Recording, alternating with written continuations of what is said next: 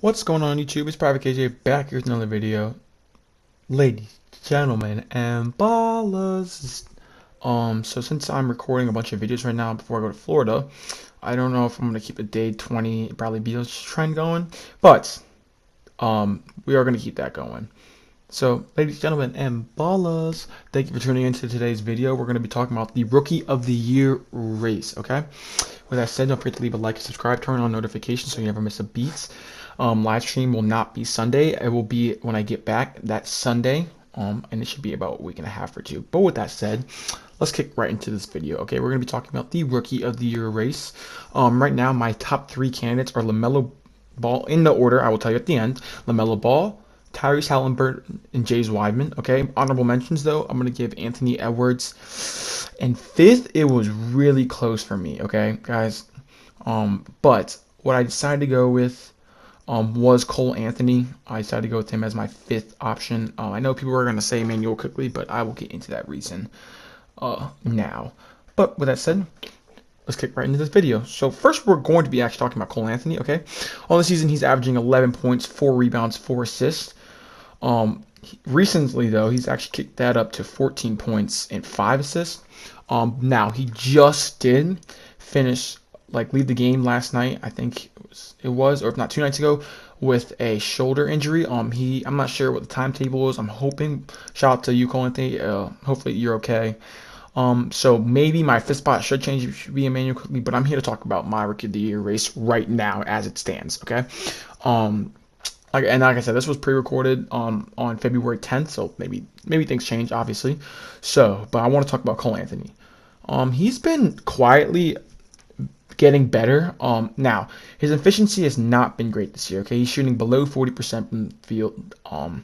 Not really that good from three. And really, honestly, this is just Rookie of the Year type thing. So like it's just, not, we're talking about rookies, okay? So it's not like we're gonna let them get passes for bad efficiency, okay? Especially from the point guard position. It really is difficult as a rookie point guard to kind of pick up the NBA off rip. We see this a lot from rookies where it's just like, and especially rookie point guards where the efficiency is not there and they're just learning the game, something like that. But with that said, though, it's not like he's been bad. I mean, I guess for a rookie, I mean, he's doing what his job is. And at the end of the day, that's all you can really ask for. And he's playing for an Orlando Magic team that's pathetic, to say the least. They not exactly are great at developing their young players. So I'm hoping that Cole Anthony can actually become good in the future because I really did like his potential. I didn't see the hype, in my opinion, when he went to was it North Carolina? No, it was not North Carolina. Dang, I sound dumb for that. But anyways, I don't watch college basketball, but I thought he at least had some potential to be like just a good scoring guard who can be like an average playmaker, in my opinion. But I didn't see any star potential or anything. But I do believe that Cole Anthony can be a good player going forward. But next, we're going to be talking about Anthony Edwards. Okay, he's averaging 14 points, 3 rebounds, 2 assists on sub 40% from the field again. The start of the season, he was terrible. Like, just flat out just wasn't good. He wasn't hitting his shots. He was playing like he was a above average scorer, where he was confident enough to take those shots, which you like to see from a rookie. But I mean, at one point, I mean, what are the stats, bro? He was shooting like below 30% from three, and then 34% from the field. Like, it was bad at one point. But with that said, like I said, he's just a rookie. We're going to cut him some slack. But I like how he's been picking it up recently, and he's been inconsistent. But recently, he really has picked it up, and I do like to see that because I really like Anthony Edwards a lot. I think he has star potential, maybe not superstar, but I do see top 30, 35 player in the league potential in him. He just kind of has to figure it out. Defensively, he's not very good. But the unfortunate part is he's playing in Minnesota, who has no defensive identity, who is not a great structural organization where they can teach their young players how to win. And that's what I'm most worried about moving forward with this guy, because he's so young and you can kind of see the immaturity on the court. Not to say that he's like immature IRL or anything like that, but you can kind of sense that immaturity. Even when the pre-draft workouts and interviews, you could get a sense of that. So that's a little bit concerning, but I do like this kid's potential. He has a high ceiling. Um, all this stuff about his motor, I thought that was complete BS, and the media trying to make that up. I think he truly loves the game of basketball. He will continue to get better, and it's just that plain and simple. With that said, though, we're gonna go to James Wiseman. He has been out for the past week or so with a shoulder injury, or no, sorry, wrist injury, and without that though, he's still been really good this year. He's averaging basically around 12 and 6.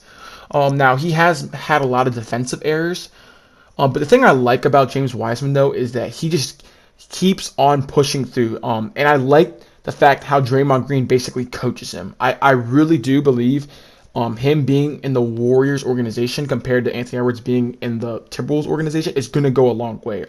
James Wiseman is going to learn quickly. He's going to learn to be smarter. And it just those little things that players like Draymond Green can help him with, Kevon Looney, are why they are so important to an organization and to a championship team. Like I said, though, James Wiseman, every once in a while, actually really nice, but somewhat frequent, where he has these just really blatant defensive errors. And like I said, he's a rookie. It's okay. They'll get the pass. So that's one thing he needs to clean up on. Now, his offensive game is more polished than anyone could have imagined coming out of his rookie year, because nobody thought that he was going to have a jumper right now. Everyone thought it was something that could possibly be there in the future. I mean, the man was shooting like 40% from three to start the year. It was ridiculous. Now, although be it on like less than an attempt, like maybe on 1 or 2 attempts, if that, this season, but he's been really impressive on the offensive glass. Now, he's just an athletic freak. On top of that, he's so young. He's like a young gazelle, man. He runs the floor so well. A great lob target. He can space the floor. Knows what he's doing. I'm interested to see if he has any sort of playmaking ability, if he can expand on that, because I definitely sense there's something there. I don't see an elite playmaker or anything, but I mean, is it so asinine to think that he could average like 3 or 4, or like 4 or 5 assists in his prime?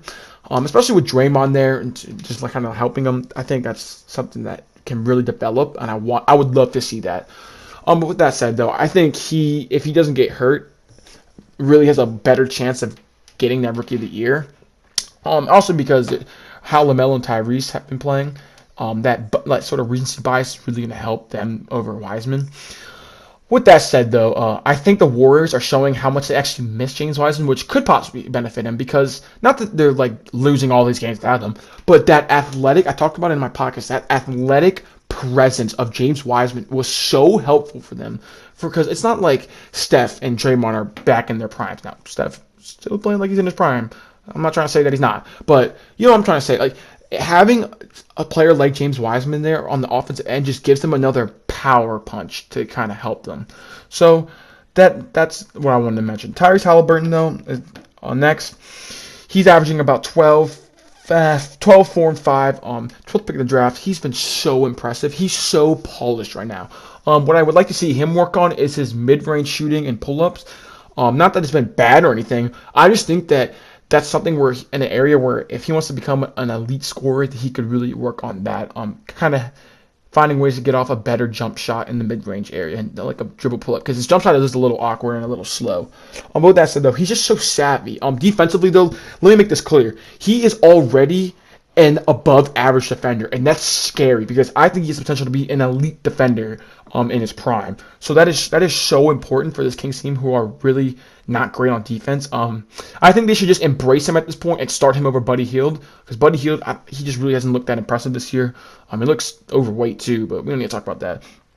I think the fact that they are using him at the end of the games, though, is really helping his confidence. Recently, though, splits against the Nuggets, though, he's averaged 16, 3, and 5.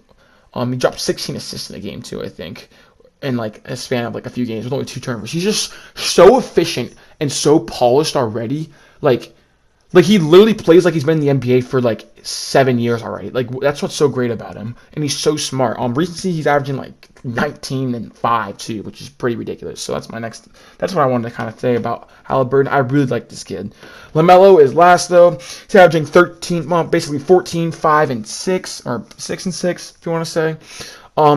His efficiency shooting the ball was just inconsistent. It's not like he was like poor like Anthony Edwards, but it was just the inconsistency from with his shot. He really wasn't all that efficient, but oh my goodness, ever since they put him in the starting lineup, he's averaging like I think 24, 25 points. Um, Maybe it wasn't the starting lineup, but recency. Like I'm talking like a certain set of games this past week or so. He's averaging 25, 6, and 6.5 assists. That is ridiculous. Okay. And it's hard to not pick him as my rookie of the year candidate, but I'm going to say it now. Haliburton was my rookie of the year, but as of right now, like as of today, I have to give the slight edge to Lamelo Ball, and that's so unfortunate because Haliburton, up until basically like 2 days ago, was my rookie of the year. Lamelo it's just been killing every starting lineup. Now, if he goes back to the bench, I think that gives Haliburton his best shot to kind of take over that role, and I think it's the simple fact that the media kind of, let's be honest, sucks off Lamelo Ball. It's just that plain and simple. He's the golden child, so I think that really is going to help him over Haliburton. But if you're talking strictly game of basketball, none of that media bullcrap, Lamelo Ball, you have to give it him. I mean, the stats, if you really look at it, are better. Haliburton has been better on defense. I will admit that, but it's just that overall playmaking. I think he's a better playmaker. I think he right now, honestly, inconsistent, albeit has the higher ceiling to be a better scorer. I think he's a better rebounder, obviously. And I truly think without him on that Hornets team, I think they're worse than. I think he's a win now type player, even though he's a rookie. I think he shows flashes of winning now. Now I understand that Gordon Hayward's there, Cody Zeller, and good veterans like that are there to help him. But I think Lamelo's productivity is going way too under the radar for the fact that for all this kind of attention he's getting for how flashy he is on the on-court production and in the win column. Lamelo is giving that production, and I think that's need to say that this needs to be kind of established because I think his role at the end of the day is more expanded than Haliburton's. Haliburton is not the guy right now. It's not like Lamelo is either. They have Hayward, but if you really looked at it, Lamelo kind of is that guy. I understand they have Terry, DeMonte's been out, but they have Terry and Hayward. But I think if they keep Lamelo in the starting lineup, he will win Rookie of the Year. With that said, though, that will conclude the Rookie of the Year video. Don't forget to leave a like and subscribe. Turn on noties so you never miss a beat. All right. With that said, Private KJ out.